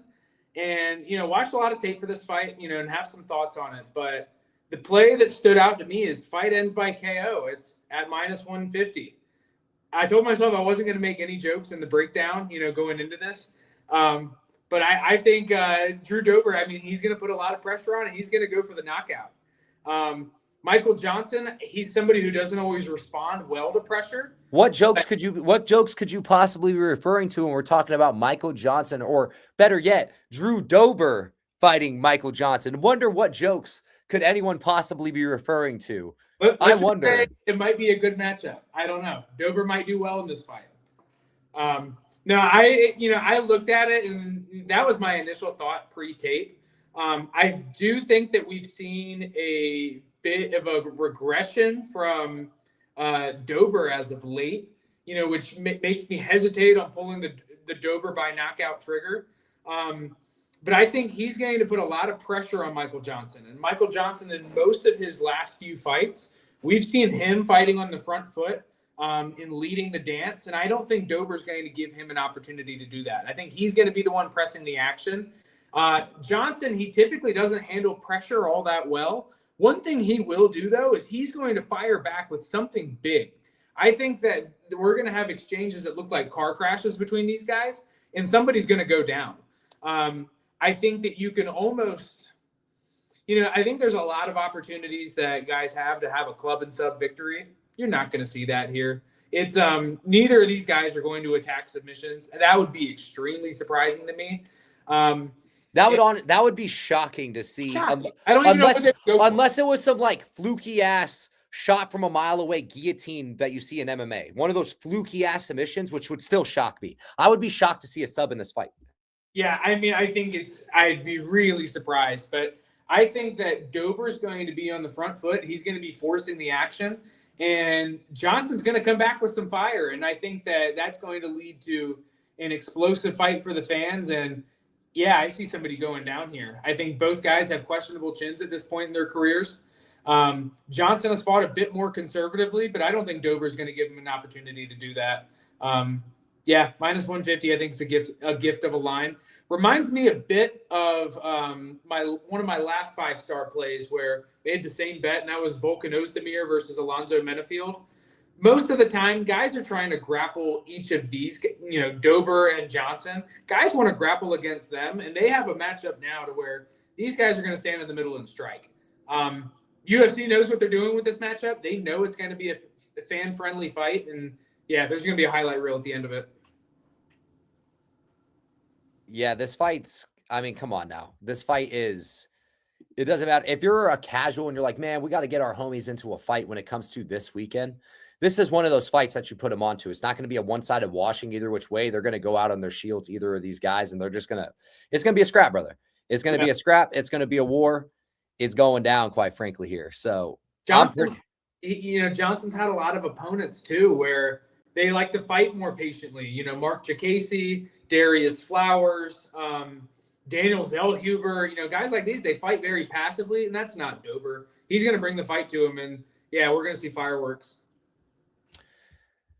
Yeah, man. He says, so who wins? So who do you think wins this one? Yeah, Keisa said Dober is going to win and call out Jalen Turner. The jokes write themselves. The jokes are written for us by someone else. Who do you think wins this, mate?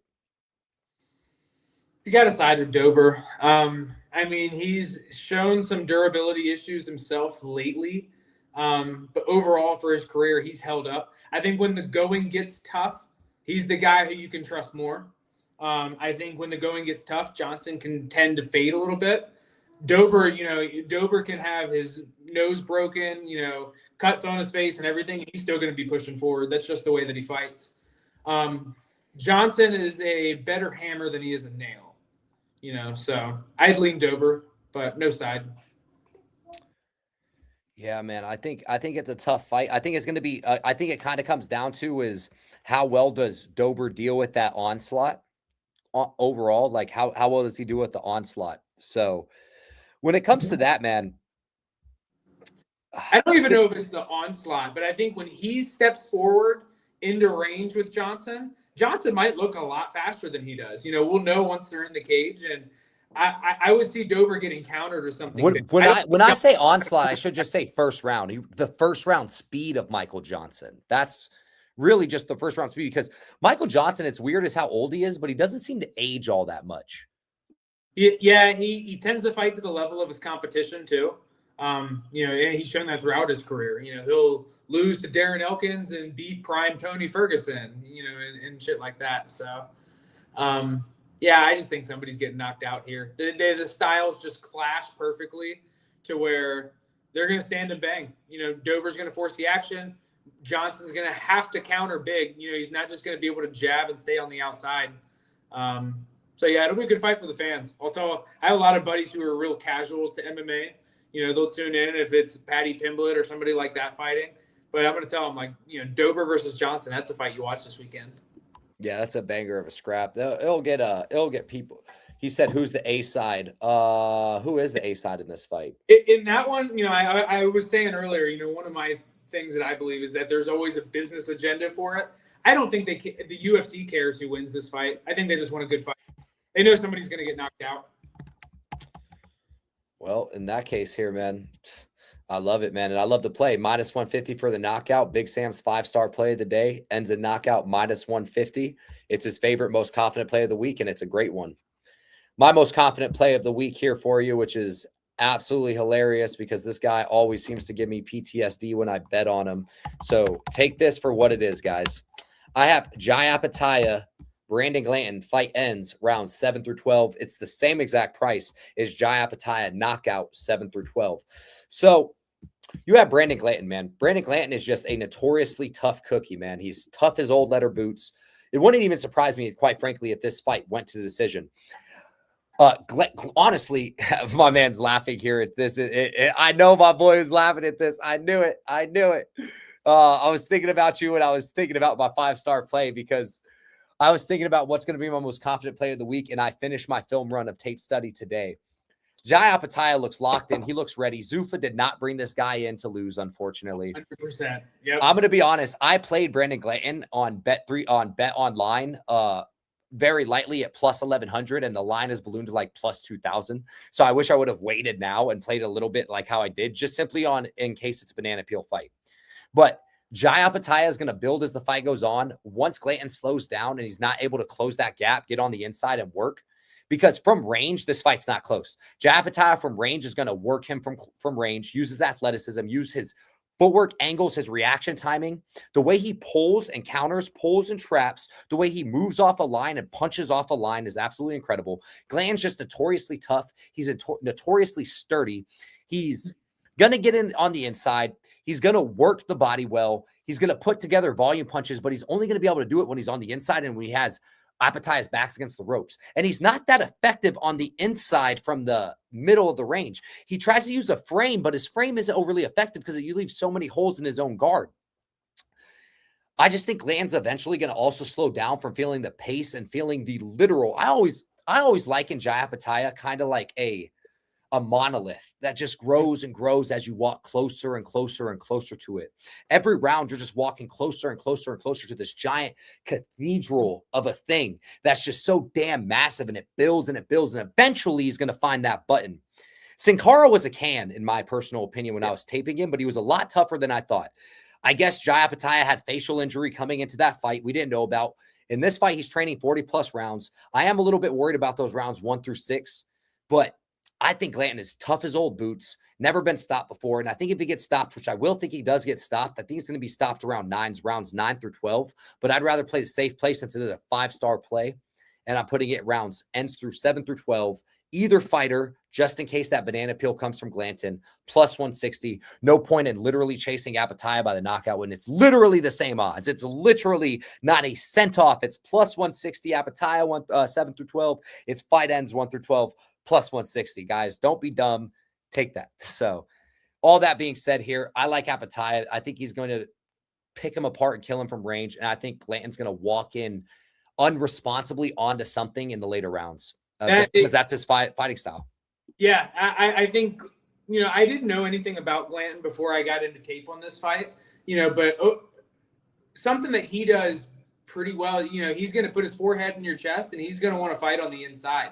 As fights go on, he tends to lose his I don't even know. I mean, he gets tired, but he loses his shape a little bit. He'll swing really big. Man, really quick, if I could, I just want to tell people when I use the term losing shape, it doesn't mean their cardio is gone. Yeah. Losing shape is literally the form in which they're throwing their punches, how sharp everything looked originally to how it looks in the end. Some people have great cardio and can fight like a motherfucker, but their shape looks absolutely horrendous. They're losing their balance, throwing themselves off of their base.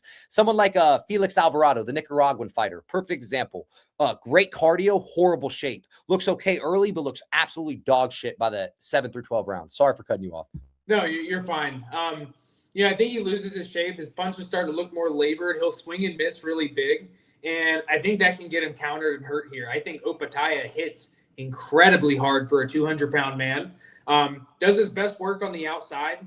And 7 through 12, I like the pick. I was trying to find an angle here myself, and I think I saw fight goes the distance at plus 160, and I was looking at that. I think they, the business behind ZUFFA would like to see Opataya get a knockout in this fight, but Yeah, I couldn't get to anything myself. I do think Opetaia is going to look good in this fight, whether it's a lopsided decision where he starts really pulling ahead late.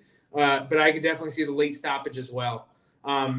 Glanton, I think when you look at the tape on him, if the Opetaia camp is trying to plan for Glanton, it's not easy, I guess, to plan for him, but it's simple. You know what you have to do to beat him. You need to stay on the outside. You need to, keep your guard up when he's in close, and he's going to be swinging big hooks and uppercuts. But I think Opetaia should get the job done and look good doing it. CBS in round 9, when CBS had his own backs against the rope, lined him up with an uppercut when Glanton was too far over his base that snapped his head back and rocked him a little bit. Didn't hurt him, but it rocked him a little bit. And if Opetaia lands a few shots like that, he's going to go through the gears and he's going to stop you. CBS had 0 gears to go through to try to put the stoppage in. Yeah, man, I like it. 7 through 12 here. Shout out our boy Regis Progray of Boxing Betting, Jay Brio PB right here for you. He's laughing because he is on the Opetaia decision. He's on the Opetaia decision, which I absolutely can see because Glanton is tough as old leather skin. But in this case here, I just got to play it for how I think it's actually going to go. I think he's just going to slow. I would rather sweat the 7 through 12 than sweat the decision, if that makes sense. Because I think Opetaia is dangerous all 12. As compared to I know Glanton is going to slow down when the fight starts to get. One thing is Glanton eventually at some point is going to start over swinging and over committing and losing his base and leave himself open to get countered. He's not going to be as wide open as someone like his Fendoro Moreno, who we just saw the other day, but he's going to leave himself open to be getting hooked. And one thing that Jai Opetaia knows how to do is catch you with a counter, knows how to move off an angle, and he knows how to go through the gears. All things that we can trust Jai Opetaia to do. So. And if Glanton gets stuck at range, really, especially, as the fight goes on, if he gets stuck at range at any point in this fight, it's one-way traffic from there. I don't think he has a game to really be able to compete on the outside. Dude, this fight is as linear as it gets for Glanton. He needs to get on the inside and cause enough body work to slow down Opetaia and enough damage to go up top to stop him. Without that, he's not winning this fight. He's not winning this fight on the cards, not because he can't. Really, he can't. I don't think from the longer mid-range he has the game to do so, or the entrances. You guys hear me talk about entrances all the time? Glanton entrances are not even earmuffs, goggles, straight up goggles. Walking in, goggles, shoulder lean, shoulder lean, shoulder lean. Shit, I couldn't cut you off. Let me use my sloppy feet to shoulder lean, shoulder lean, shoulder lean. Shit, can't cut you off again. When you look at the tape for his fights, when he's doing well, it almost universally looks the same in every fight. It literally does. It's leaning, like you said, head on a chest, getting on the inside. It's like a lesser effective, lesser volume, like a Mabili style in a way, except Mabili's just kind of like, Mabili's like a cartoon character in the way he spams punches. Glanton does lean over a lot too.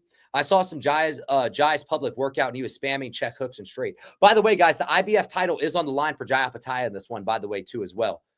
The IBF title is on the line. I'm curious how that works with the rehydration clause, if they're even going to worry about the rehydration clause, because it has to do with ZUFFA. So that's important to note, man. And I think Jai Opetaia is being set up to win the first inaugural ZUFFA title, and he definitely doesn't want to lose his IBF title because that's his play to the Noah McKellian fight. That's his play to the possibly Zerto versus Benavidez fight. So yeah. But yeah, we ran through our 5-star bets here for you. Yeah. I feel pretty good about him. Do you want to give a recap of your 5-star bets before I let you go, mate?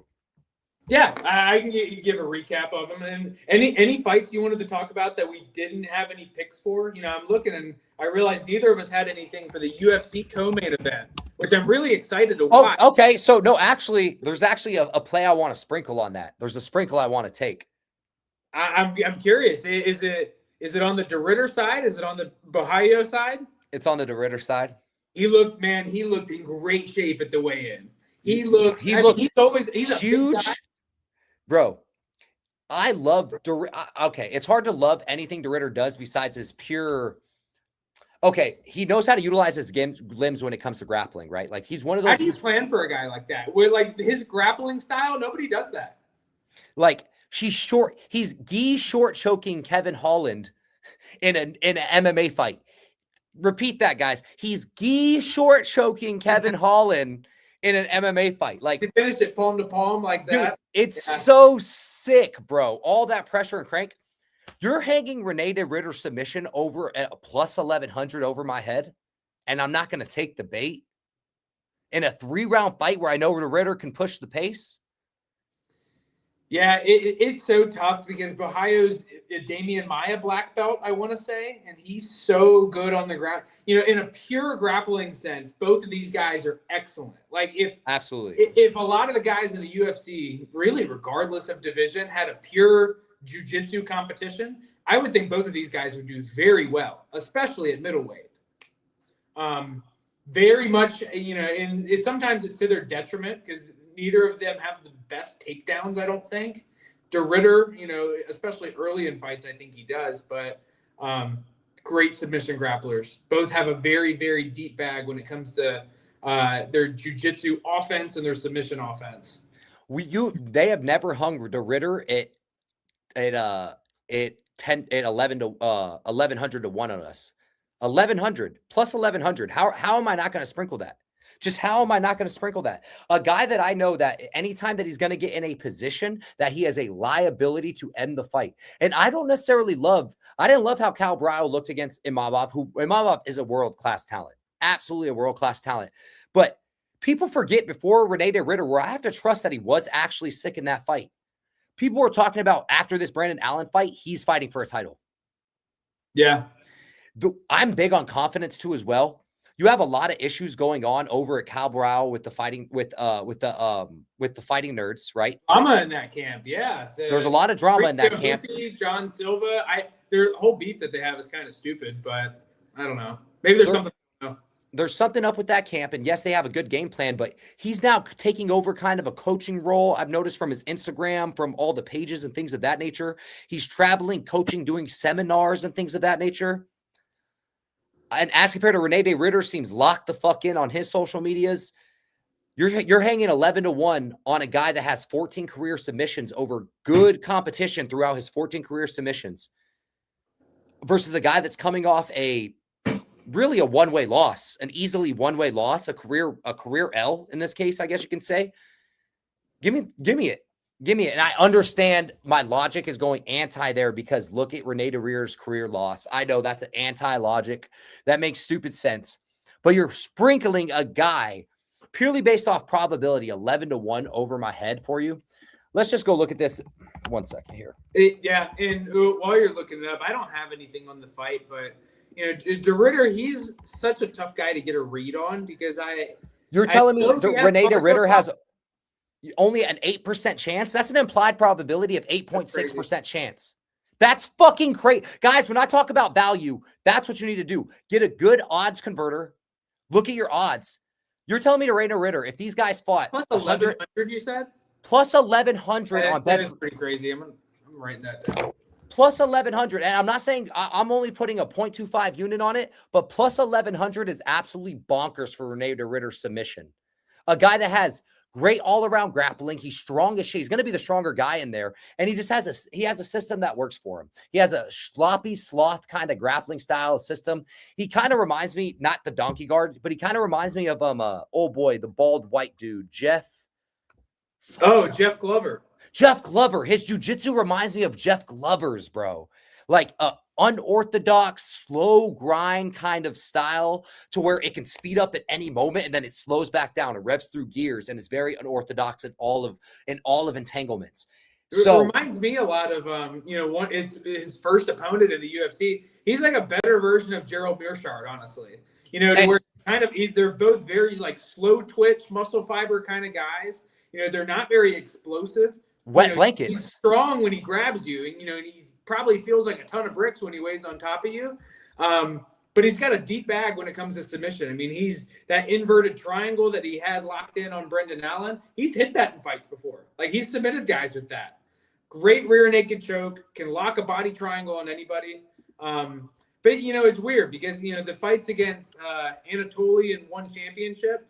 I mean, that's a guy. Anatoly is you just said, you stole it out of my mouth. I was going to say walking pharmacy. That dude would glow under a blue light. Legit would look like Mountain Dew is coursing through his veins.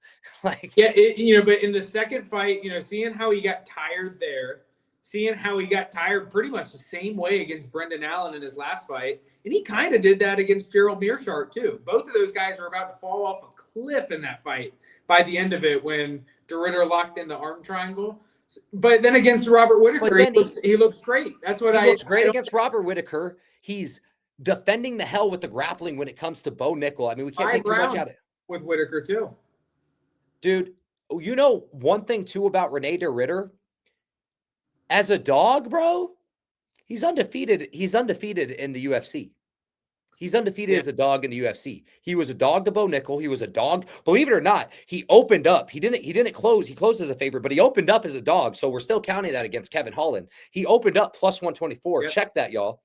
He closed and opened up as a dog versus Robert Whittaker. I don't know, man. I'm going to follow the trend here. I like Rene DeRitter possibly to get a win. I think it's a sneaky little parlay shot for a money line for a fuck it parlay, but I am sprinkling that Rene DeRitter submission. Yeah.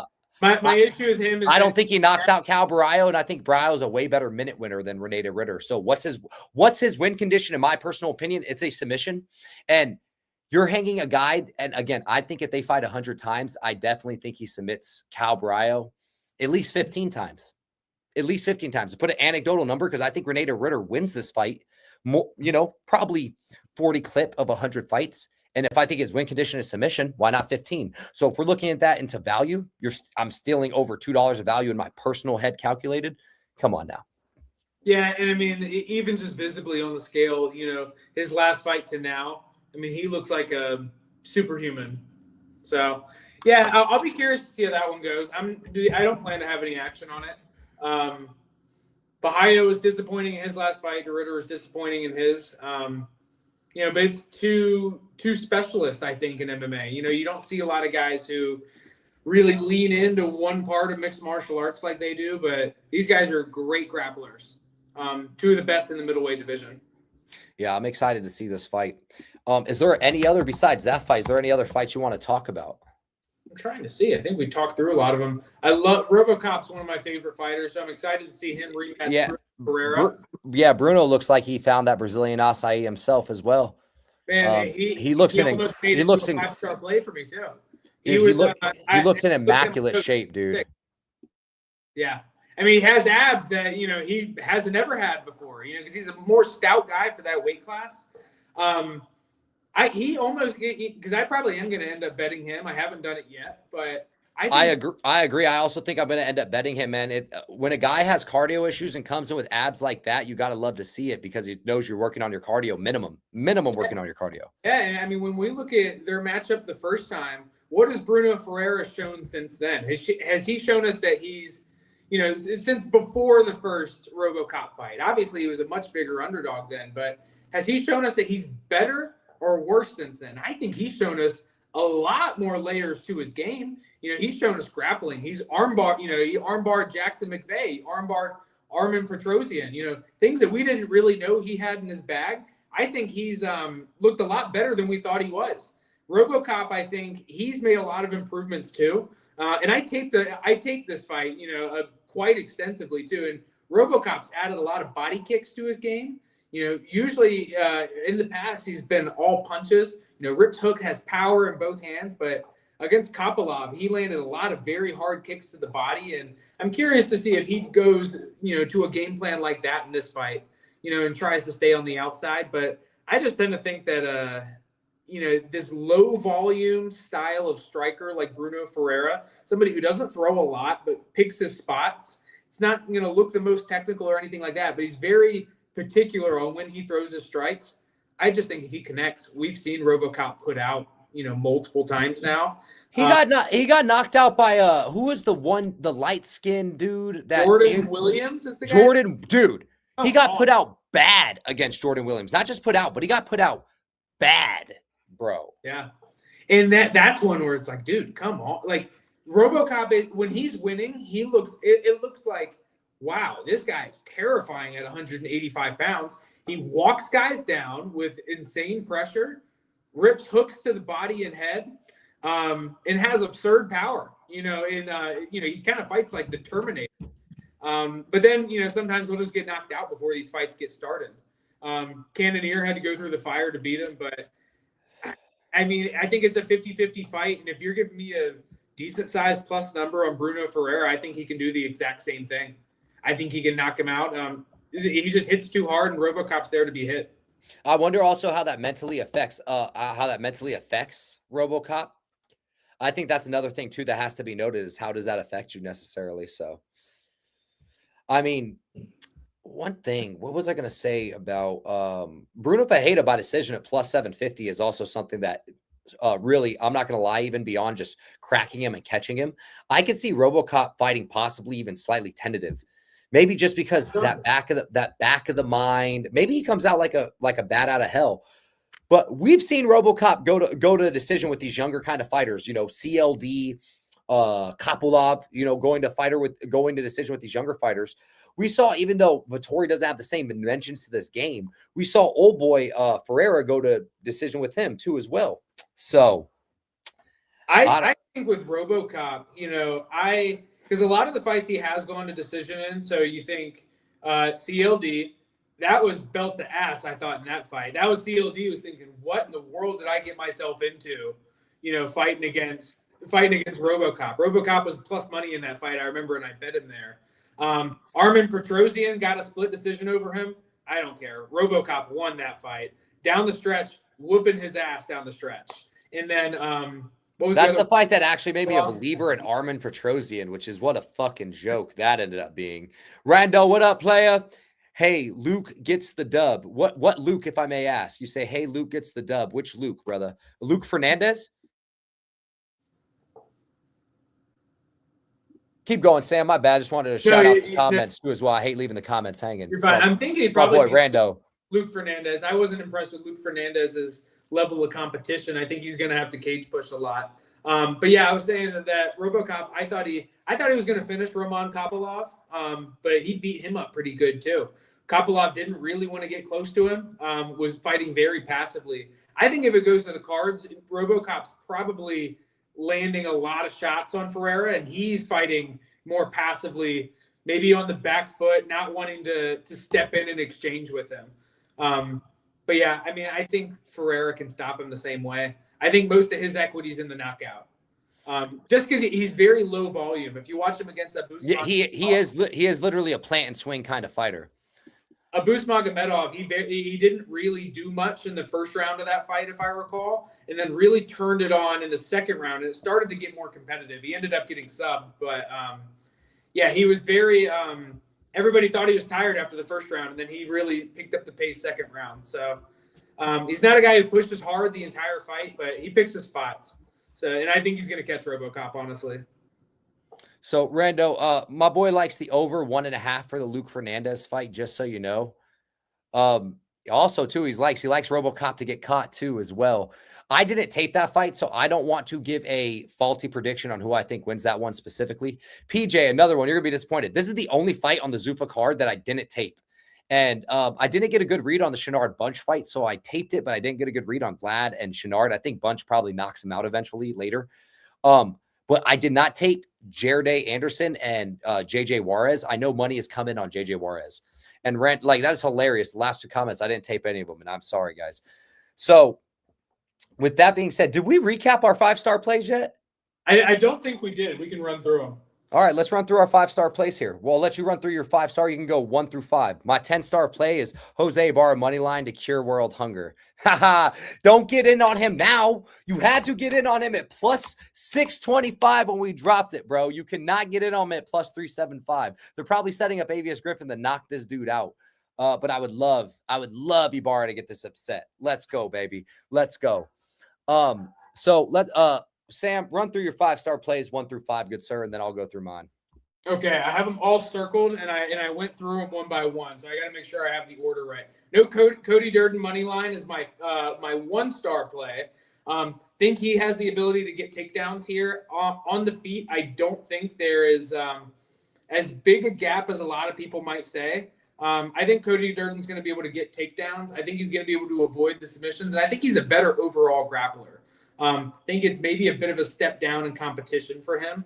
I think of honestly, I think of Tumen Dembrall. He's from a region where a lot of guys are really good, but I think of him being on the level of somebody like a Jake Hadley, somebody that that Cody Durden's beaten before, being able to get the wrestling going. So I think he's going to get it done here. My 2-star play, I got to make sure I have the order. Do I have Oliveira as my 2-star play? Charles Oliveira is your next one, 2-star. Okay. Yeah, I was mixing up my 2 and 3. I didn't remember. But yeah, Charles Oliveira as my 2-star play. He's at plus 170, plus 185 on Caesars. But I think that his wrestling's progressed a long way. I think that's a style, and this, not only the style, but I think it's a sized fighter that we haven't seen Max Holloway go against. So a guy who's as big, if not bigger than he is, who wrestles at an elite level, and his submission game is second to none, maybe in UFC history. He's got a lot of power to go with it on the feet. I think if he gets Max moving back, that's going to be the difference in the fight. Let's see, my 3-star play.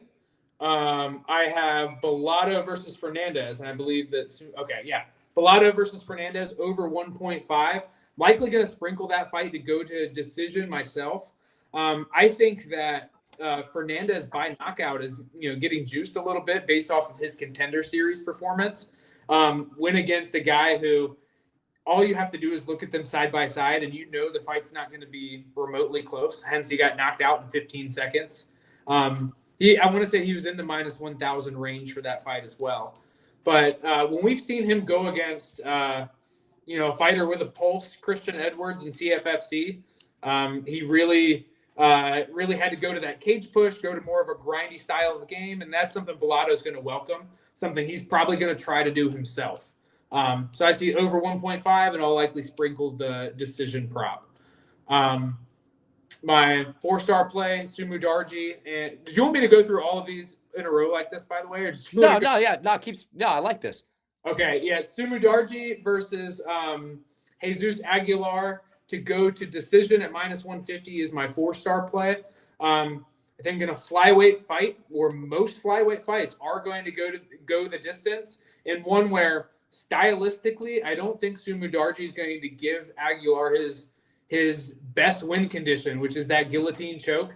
He hasn't really shown much of ability off his back with submissions, hasn't really shown much of an ability to take the back and attack submissions there, and doesn't really have a lot of knockouts in his career. So, he's either, for the most part, Aguilar's been guillotine or decision.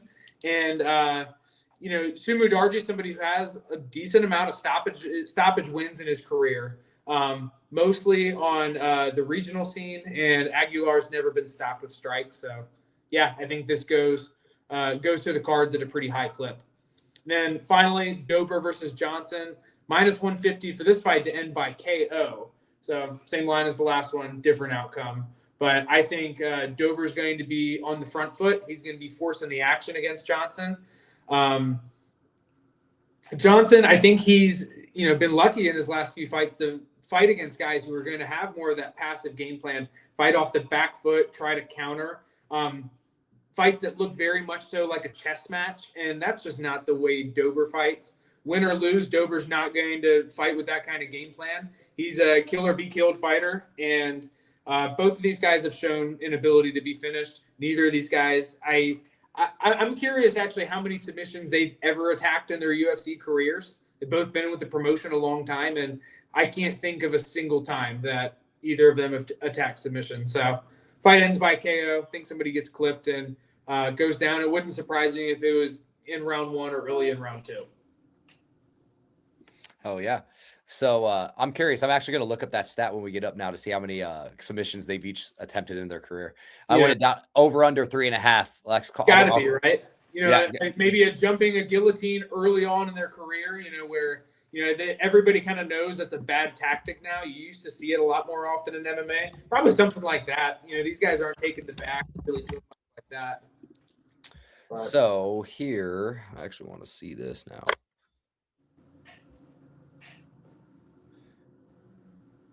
According to UFC stat page, Drew Dober has attempted 1 submission, and that was the rear naked choke he had over Jamie Varner. And I'm pretty sure I've trained with Jamie Varner before. He trains in Tampa, so shout out Jamie Varner. South Tampa Jiu-Jitsu and MMA. He's a good guy. I'm pretty sure I've trained with him once at an open mat, if I'm not mistaken. Shit, shout out Jamie Barner. And the under would have smashed. There's only two submission attempts amongst them both. And Michael Johnson attempted one against Khabib. I don't remember what attempt that was. I'm assuming, I bet he would jump to, I was going to say, I bet he jumped Gilly. That's the only thing that an attempt could be, right? So, I mean, it has to be in this case, right? I don't think I remember any triangle chokes or arm bars in that fight. That's for sure. No, it had to be a jump Gilly. That was the one I think really put Khabib on the map too. I think like a lot of casual fans, because I think it was a pay-per-view card. A lot of people watched it and were like, "Oh my god, this guy's a monster." Then they saw the Edson Barboza fight and shit themselves after they rewatched the Edson Barboza fight. They could not believe what they just saw. I don't know if we've even seen grappling that surpasses that in MMA at this point. Because the way that he would control guys with his lower body to free up both hands to punch you in the face was unlike anything that we've seen at this point in MMA. To this day, who's done it that well. To this day, and he still does it to that level that well, and he knows how to chain ground and pound of submissions, like club and sub king. Like, we're not club and sub in terms of dropping, but literally clubbing you while he's in a control position to making you fucking turn your back and say, "No mas, champ, no mas." And the funny part is, even their best guys, Usman Nurmagomedov, Islam Makhachev, behind closed doors, I'd wager that Khabib probably still beats those guys up in the gym. If they're grappling, he probably dominates those guys, including Islam. I wouldn't doubt that whatsoever. He big bros him. I would not doubt that at all. The way he chain wrestles is different than anybody from that camp. I mean, he was a special talent, man. Johnson was the one because he was coming off a layoff, and that was just incredible to watch. Yeah, I mean, he would have buzzsawed through the rest of these guys too as well. So let's go. I'm gonna buzz through my 5-star bets because my dog's like literally, if you should see my dog hanging off the bed, looking at me like, "Dog, it's time to walk." So for my 1-star bet, Ricardo Magic Man Salas versus Jesus Sriracha. I like that fight to end in a draw. Plus 1,400 on Bet365. Sriracha Salas. Make sure to go watch Magic Man Salas versus Ruben Aguilar if you guys have a chance. The fight's an absolute war. So my 1-star bet is I like a draw in plus 1,400 for my 1-star bet, Salas Sriracha. 2-star bet. Sorry, Rondo, you're not gonna like this one. My 2-star bet of the day, Rob Font plus money line, plus 205 money line.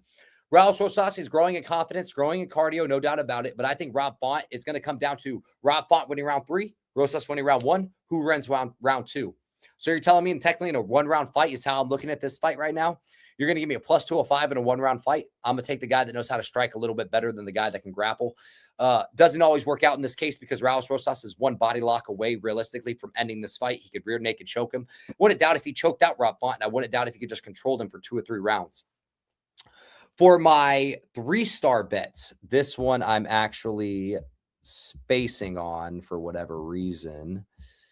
My 3-star bets here. I like, this fight starts in 7 hours. Also, go jump on it now. Shunpei Ohata, Japanese boxing, DK, even money right now. Love Shunpei Ohata over Ryo Saito. I also sprinkled him by knockout. I think him and Ryo Saito are going to exchange in the pocket, and I think it's going to come down to who has the better chin and who can crack harder. Ryo Saito cracks harder, and I think Shunpei Ohata has the better chin. Give me the better chin and Shunpei Ohata here for you. 3-star play, even money, Shunpei Ohata, minus 110. For my 4-star play, I love this play right here. It realistically should be my 5-star play.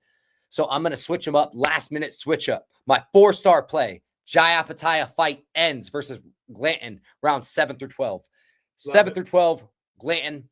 Fight ends in that case. Glanton's tough as old leather boots. He's going to tough it out at minimum, I believe, until round 7. At least I hope. Jai Apataya goes through the gears once Glanton can't start entering on the inside, picks him apart from range, finally checks him with a check hook and finishes off the fight right around rounds 8 to 9-ish, I want to say. 9 through 12, I wouldn't doubt if it was even a later stoppage than that because Glanton is that tough. 5-star bet of the week. PJ, you want my most confident pick?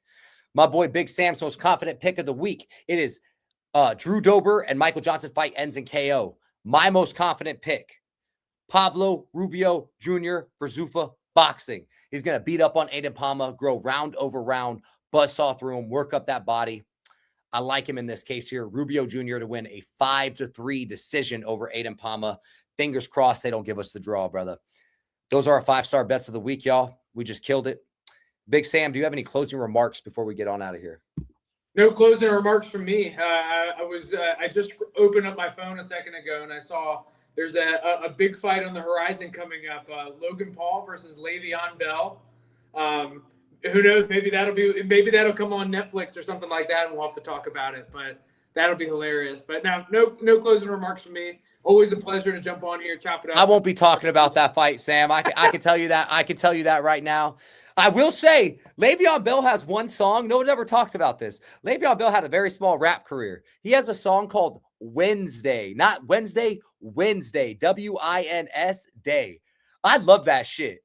That shit is in my jiu-jitsu competition playlist. It's literally in my competition playlist because I love that shit. It bangs. He literally recorded that song the week after beating the Jaguars in the playoffs. What a guy. What a guy Le'Veon Bell is. Very interesting cat, no doubt about it. I wouldn't mind if he knocked out Logan Paul. Yeah, man, that's really what I want to see with that. They say, yeah, I guess it's going to be some in-house thing, 3-minute rounds until somebody quits, they say. So might not be a licensed fight or anything. Might be on some streaming platform or something like that. Bare knuckle. They're going to go bare knuckle. Oh, man, I'd love to see Logan Paul get beat up by Le'Veon Bell. That would be hilarious. That'd be sick, no doubt. So, but hey, bro, I appreciate you coming on. We're definitely going to be doing this on bigger weekends with a lot of fights, y'all. Sorry I haven't been as active. Don't really have any reason. Just kind of been enjoying just kind of being behind the scenes and being on Discord and just doing that. If you ever want to holler up and chop it up with me, you can join the Discord and let me know. We can get you in. Again, it's a free Discord. I'm not charging anything. So holler at me if that's what you're thinking. With that being said, y'all. A lot of fun. Highly recommend. Thank you. Thank you, Sam. I mean, hey, I appreciate you being a part of it. And I appreciate you always dropping insight too as well. So thank you for that, brother. That's the biggest thing, y'all. The Discord isn't really just me. We have a bunch of great characters and a bunch of sharp dudes in there. Like everyone says that about their Discord, right? But I can truly say we got some sharp ass fools in there with a lot of different insights too as well. And then you even have the Keeses of the world that will go against the grain and tell you, hey, this dude's going to win. So and it's super collaborative too. We'll all bounce thoughts off of one another. Sometimes it's just as simple as that. Hey, what do you guys think about this fight? And, I've done that plenty of times, and you guys, give me a lot of different things to think about as I'm breaking these down and doing tape study of my own. So, it's a great community. Hell yeah, brother. Rando, I'm trying to think, how can I get at you, Rando? Just because the thing is I don't like leaving the Discord on like a YouTube comment or anything like that, just because I don't want a bunch of randoms or bots joining. Rando, do you have a way that you could email me? If you could email me, I'm going to drop my email right now. It's Breaking Bad Boxing. I know that's so old school to ask you to email me. In fact, if you're listening and you want to join the Discord and you're not in the Discord, I'm leaving my email right here. BreakingBadBoxing623@yahoo.com. If you could just send me an email, just let me know your name. You don't have to type a long message in.